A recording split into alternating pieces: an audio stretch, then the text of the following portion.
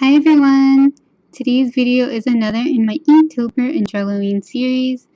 This one was day 22 of drawlloween and the theme was candy. So as I said before, the Inktobers were done in October. I did the sketching and inking back then, and I saved the drawings to do watercolor slowly ever since.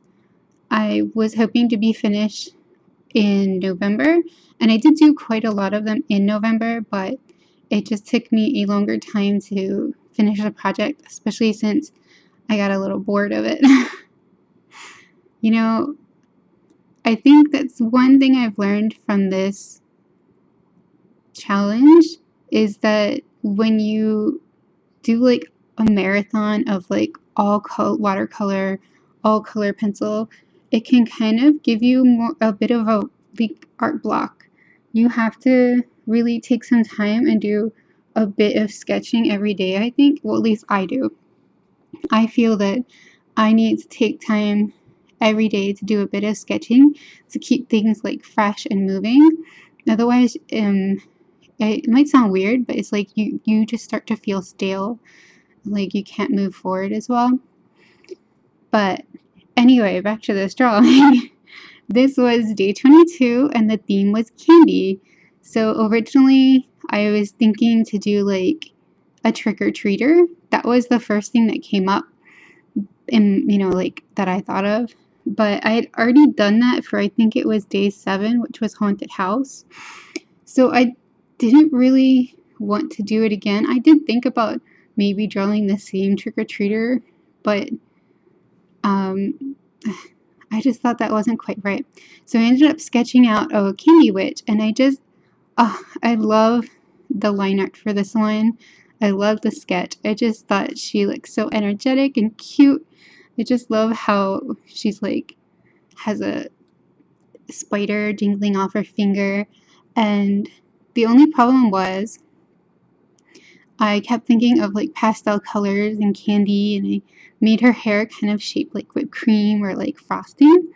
But then I was thinking, she doesn't look like a witch too much. So I added in the witch hat and I changed her candy bag to a cauldron bag to make it look a little bit more on point for a witch. But otherwise, I just love this drawing. I just thought she was so cute. But it did give me some trouble when I started to do the coloring because I liked it so much that I just wanted to get the coloring right. So I think I did about 10 different color studies, and it was like so detailed that it was like, well, if the dress is green and the blouse is lavender, then what do I do for the hair? What do I do for this? I finally settled on this, and I just really liked it. I really kept thinking I should make the blouse lavender, but it just works so much better to have the dress be the lavender and the blouse be the light green color.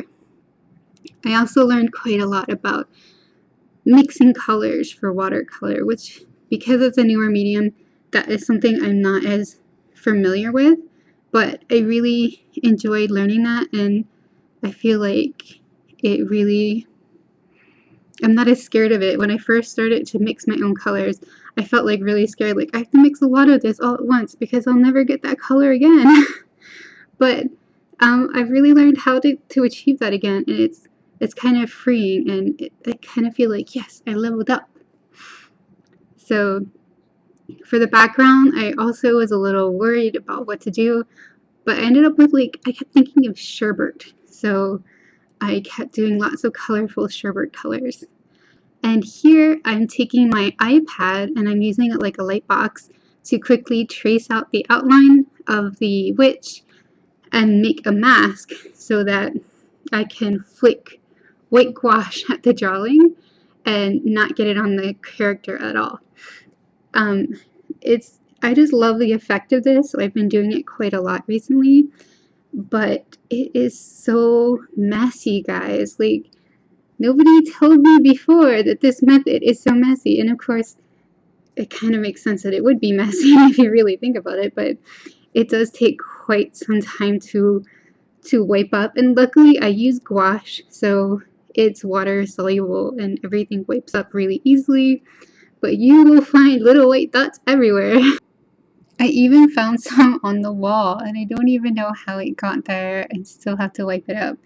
I even, like, they even flicked up to my camera and to my hair, my face. It's crazy, but luckily it does wipe up. But yeah, so now for this drawing, I've started to do the color pencil shading.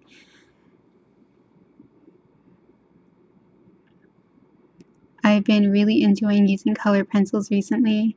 Actually, color pencil was the first medium that I really did well with when I was younger, like early teenage years. And I always felt like pencil was something that I could work really well in before I started to use markers almost exclusively. So it kind of feels like satisfying to go back and start to use the tools that you used to use all the time, and to use a broad range of tools is also kind of satisfying to me recently.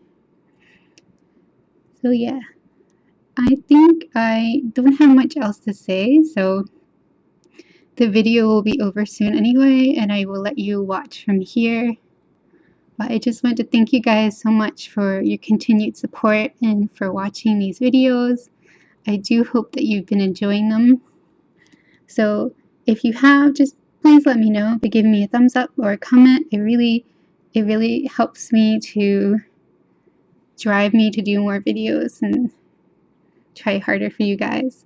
And if you have any critique or suggestion for videos or anything like that, because I'm quite new to YouTube and making videos and editing videos, so I would welcome any suggestions you have, so let me know.